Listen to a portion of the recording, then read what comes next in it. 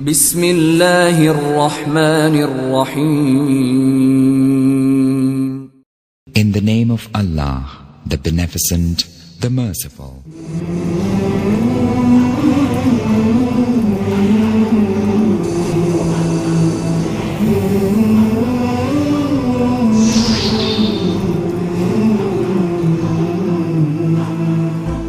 جدد حياة القلب بالقرآن.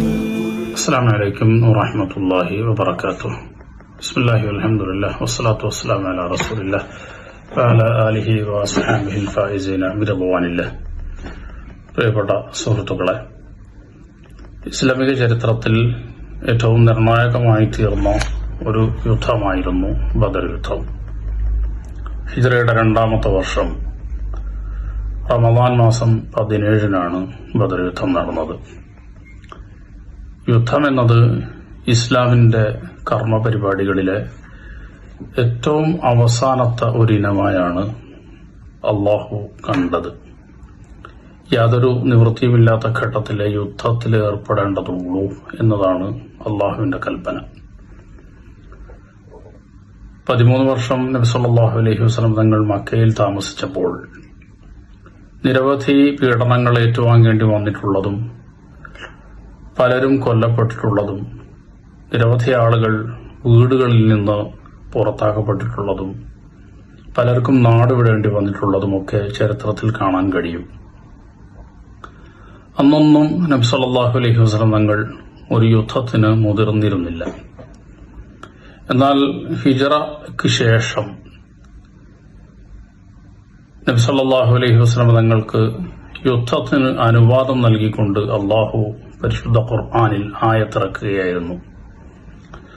സൂറത്തുൽ ഹജ്ജിൽ ഇങ്ങനെ കാണാം: ഉദിന ലില്ലദീന യുഖാതലൂന ബിഅന്നഹും ളുലിമു. നിരന്തരമായി അന്യായമായി പീഡിപ്പിക്കപ്പെടുകയും കൊല ചെയ്യപ്പെടുകയും ചെയ്യുന്ന മുസ്ലിങ്ങൾക്ക് യുദ്ധത്തിന് അനുവാദം നൽകിയിരിക്കുന്നു.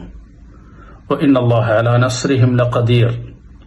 പാവങ്ങളാണെങ്കിലും എണ്ണത്തിൽ കുറവാണെങ്കിലും ആ മുസ്ലിങ്ങളെ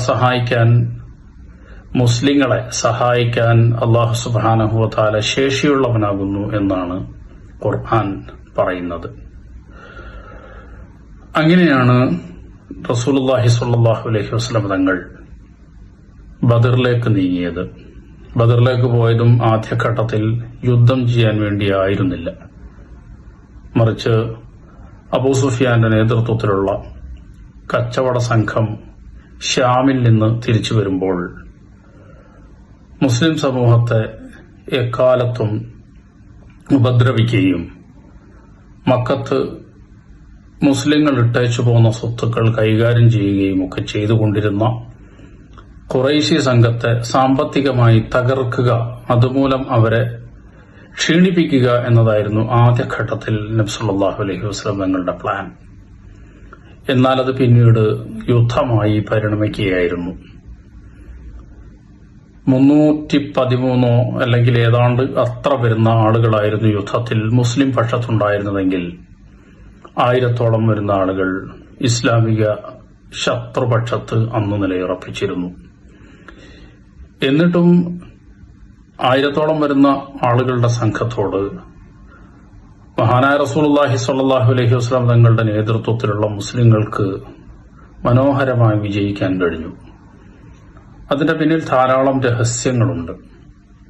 ഏറ്റവും പ്രധാനപ്പെട്ടത് ഇന്നല്ലാഹ അലാ നസ്രിഹിം ലഖദീർ, സഹായിക്കാൻ അള്ളാഹു പ്രാപ്തനാണ് എന്ന് പരിശുദ്ധ ഖുർആൻ വാക്ക് നൽകിയിട്ടുണ്ട്. ആ പരിശുദ്ധ ഖുർആനിന്റെ വാക്കിലും അള്ളാഹു സഹായിക്കുമെന്ന ഉറച്ച വിശ്വാസത്തിലുമായിരുന്നു മുസ്ലിങ്ങൾ.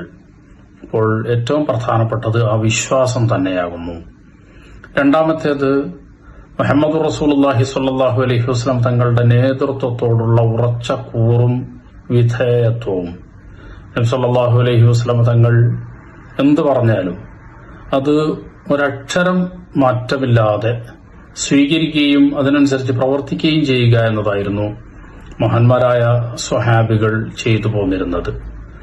അങ്ങനെ അവർ റസൂലുള്ളാഹി സ്വല്ലല്ലാഹു അലൈഹി വസല്ലം തങ്ങളുടെ നേതൃത്വത്തിന് കീഴിൽ ഉറച്ചു നിൽക്കുകയും അള്ളാഹുവിന്റെ വാഗ്ദാനങ്ങളിൽ അതിശക്തമായി വിശ്വസിക്കുകയും ചെയ്തപ്പോൾ വളരെ ചെറിയൊരു സംഘത്തിന് തങ്ങളെക്കാൾ 3 ഇരട്ടിയിലധികം വരുന്ന ഒരു സംഘത്തോട് ശക്തമായി പടപൊരുതാനും വിജയശ്രീലാളിതനാകാനും സാധിക്കുകയുണ്ടായി. മുഹാജിറുകളിൽ നിന്ന് 80-ലധികം ആളുകളും ബാക്കി 200 ആളുകൾ അൻസാരികളിൽ നിന്നുമായിരുന്നു. അൻസാരികളിൽ തന്നെ ഏറ്റവും കൂടുതൽ ആളുകൾ ബദർ യുദ്ധത്തിൽ സംബന്ധിച്ചത് ഖസ്റജ് ഗോത്രത്തിൽപ്പെട്ടവരായിരുന്നു. ഔസ്, ഖസ്റജ് എന്നിങ്ങനെ 2 വലിയ വിഭാഗങ്ങളായിരുന്നു മദീനയിലുള്ള അൻസാരികൾ ഉണ്ടായിരുന്നത്. ആ യുദ്ധത്തിന്റെ ഓർമ്മ പുതുക്കുന്ന ഈ സമയത്ത് മഹാനായ റസൂലുള്ളാഹി സ്വല്ലല്ലാഹു അലൈഹി വസല്ലം തങ്ങളുടെയും ആ ബദരീങ്ങളുടെയും ആ മഹത്തായ സ്മരണകളിൽ ഓർമ്മിക്കുന്ന ഈ സമയത്ത് നാം ഏവരും ഇസ്ലാമിന്റെ അടിസ്ഥാന മൂല്യങ്ങളിൽ ഉറച്ചു നിൽക്കും എന്ന പ്രതിജ്ഞ പുതുക്കേണ്ടതുണ്ട് എന്ന് പറഞ്ഞുകൊണ്ട് അവസാനിപ്പിക്കുകയാണ്. ഇന്നത്തെ ചോദ്യം എന്ന് പറയുന്നത്, ഏത് ഹിജ്റ വർഷത്തിലാണ് ബദർ യുദ്ധം നടന്നത്? അസ്സലാമു അലൈക്കും വറഹ്മത്തുള്ളാഹി വബറകാതുഹു. واتلوه بالآناء واستمطر به فيض الرضا وسحائب الغفران. نعم الجليس مدى حياتك مصحف يجلو هموم النفس والوجدان.